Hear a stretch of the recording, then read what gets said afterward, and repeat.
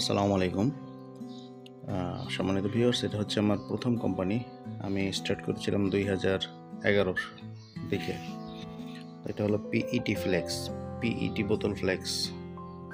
এই বোতলগুলো আসতেছে বিভিন্ন জায়গা থেকে, বিভিন্ন দূর দূরান্ত থেকে আসে এবং আমার ফ্যাক্টরি ছিল নারায়ণগঞ্জ। ওখান থেকে শর্টিং হয় colour by colour wise sorting হওয়ার পরে এটাকে আমরা ফ্যাক্টরিতে নিয়ে আসি। ফ্যাক্টরিতে এনে এখানে আমার ফুল সেট আপটা ছিল অটোমেটিক। আমরা এখানে জাস্ট লেবেল রিমুভারের মধ্যে আমি এখানে এই বোতলগুলো দিয়ে দিতাম। দেওয়ার পর এটা এর গায়ে যে লেবেল ছিল এবং যে ক্যাপ ছিল, রিং ছিল, এগুলা ওরা আউট করে ফেলতো। তো এই সিস্টেমটা টোটালি ছিল আমার অটোমেটিক। এখানে এই মেশিনটা প্রচণ্ড শব্দ করে, আমি নয়েজ রিডিউস করে দিয়েছি। তো এখান থেকে আমার ঘন্টায় 1 টন ক্যাপাসিটির আউটপুট আসতো আর কি এখান থেকে। তখন লেবেল রিমুভার আসলে বাংলাদেশে বলতে পারেন আমি এনেছিলাম, বিশেষ করে এই মেশিনটা, এবং এটার অ্যাকুরেসি খুবই ভালো ছিল, 95%-এর মতো।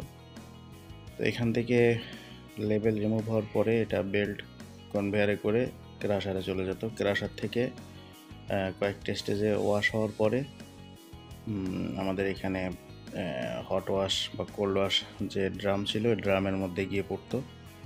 তো ওখান থেকে ওয়াশ হওয়ার পরে এরপরে ক্লিন হওয়ার জন্য লাস্টে আরও 2টা ওয়াশ ছিল। এরপরে ড্রাই হয়ে ওটা আমরা প্যাকেট করে এক্সপোর্ট করে দিতাম। এটা ছিল 100% এক্সপোর্ট ওরিয়েন্টেড একটা বিজনেস, এবং এটার উপর গভর্নমেন্টের একটা ইনসেন্টিভ ছিল 10%। তো বিজনেসটা আসলে আমি ফাইনালি বন্ধ করে দিয়েছিলাম 2016 সালে। কারণ হচ্ছে আমার এখানে প্রচুর ফান্ড দরকার ছিল, 5-6 কোটি টাকার মতো। তো ব্যাংকের সাপোর্ট আমি পাইনি, এবং আমাদের একটা পার্টনারশিপগত সমস্যার কারণে আমি ক্লোজ করে দেই। তো এখান থেকে আমার আসলে লাভ লস হিসাব করলে আমি এখান থেকে অনেক কিছু জীবনে অ্যাচিভ করেছি। আমি অনেক জায়গায় গিয়েছি, অনেক মানুষের সঙ্গে মিশেছি, অনেক এক্সপিরিয়েন্স গ্যাদার করেছি। তো আমি হয়তো ফিনান্সিয়ালি লুজার হয়েছি, বাট আমার জীবনে আমি কখনো যে পর্যায়ে যেতে পারতাম না, সে পর্যায়ে আমি আলহামদুলিল্লাহ গিয়েছি। তো এখান থেকেই আমার মূলত ব্যবসার জীবনের স্টার্ট। প্রজেক্টটা খুব ভালো ছিল। আমি অনেক জায়গায় গিয়ে আমি ফ্যাক্টরি সেট আপ করে দিয়ে আসছি। অনেকের সঙ্গে অনেক কনসালটেন্সি করি, অনেকেই পরামর্শ চায়, কিন্তু আমি আসলে এভাবে সময় করতে পারি না। আমার ইউটিউবে ভিডিও আছে। এটা হচ্ছে প্রথম স্টেজে এটা ওয়াশ হয়, এখান থেকে কিছু লেভেল দেখুন ভেসে ওঠে, ওটা পিক করে নেওয়া হয়। মোট কথা এখানে কোয়ালিটি মেনটেন করতাম আমি, এবং আমার বায়ার ছিল এক্সক্লুসিভ। আমি ছিলাম আমেরিকার একটা বায়ারের ইনচার্জ ইন বাংলাদেশ। আমার নিজের শিপমেন্টগুলো ওখানে করতাম, এবং বাইরের কিছু শিপমেন্ট ছিল যেগুলো আমার মাধ্যমে ইন্সপেকশন হতো। তো ওদেরকে আমরা বাইরের যারা বিভিন্ন কোম্পানি ছিল আমাকে সবাই চিনত। ফাইবার ইউএসএ, আমি যে কোম্পানির ইনচার্জ হিসেবে ছিলাম, ফাইবার ইউএসএ নিউ ইয়র্ক আমাদের হেড অফিস, আর ফ্যাক্টরি ছিল চায়না। এবং ফাইবার ইউএসএ থেকে আমার এখানে ভিজিট করেছে, আমার বাসায় ছিল 1 মাস আমেরিকা থেকে এসে।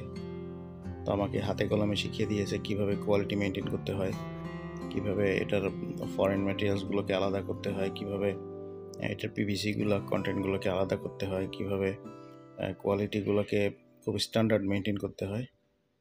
তো আমার এখানে মূলত হট ওয়াশ কোল্ড ওয়াশ দুইটাই হতো, বায়ার যেভাবে চায়।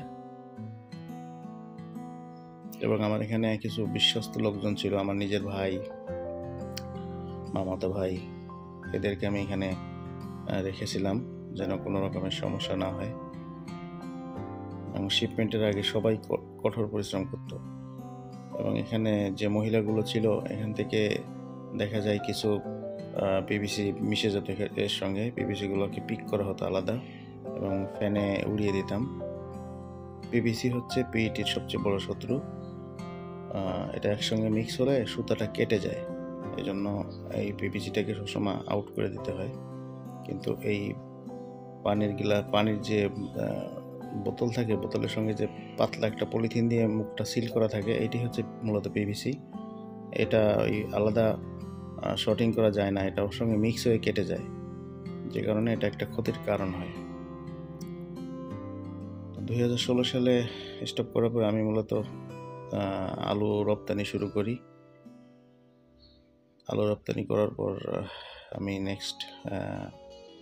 ইন্ডিয়া, মালয়েশিয়া, থাইল্যান্ডের সঙ্গে ব্যবসা শুরু করি বিভিন্ন আইটেম নিয়ে। তো দেখেন, এটা হচ্ছে ওয়াশ হচ্ছে, কোল্ড ওয়াশ, এবং আমার কোয়ালিটি ছিল খুবই ভালো। 2টা ড্রামে 500 1000 কেজি ওয়াশ করতে পারে। আমরা 40 মিনিটের মতো ঘোরাতাম, ঘোরানোর পরে একদম ক্লিন হয়ে বেরিয়ে যেত। এটা হচ্ছে মেশিনে দেওয়া হচ্ছে।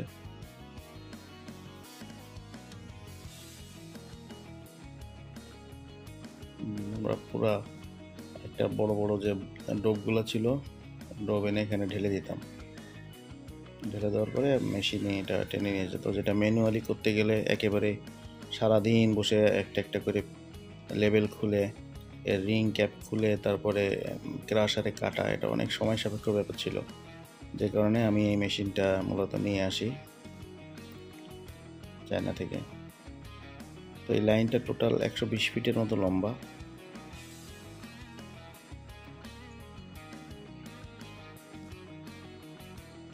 এই বিজনেসের সুবাদে আলহামদুলিল্লাহ আমি অনেক দেশে গিয়েছি এবং ঘুরেছি, অনেক বাইরের সঙ্গে আমার পরিচয় হয়েছে, এবং বাংলাদেশে সকল বিজনেসম্যানদের সঙ্গে আমার ভালো একটা সুসম্পর্ক ছিল। আমি শিখেছি কিভাবে এক্সপোর্ট করতে হয়, কিভাবে ফরেন করসপন্ডিংগুলো করতে হয়, কিভাবে বায়ারগুলো ধরতে হয়। এই অ্যাচিভমেন্টগুলো আমার হয়েছে ইনশাল্লাহ। তো এখানে দেখুন, এই যে আলাদা ছোট ছোট যে যদি কোনো ফরেন ম্যাটেরিয়ালস আসে, এগুলোকে পিক করা হচ্ছে, এবং এই জিনিসগুলো বায়াররা খুব রেস্ট্রিক্টেড, মানে খুব ফলো করে। ফাইনালি এগুলো বস্তা হয়ে গেছে। আশা করি ভিডিওটা দেখে আপনারা উপকৃত হয়েছেন।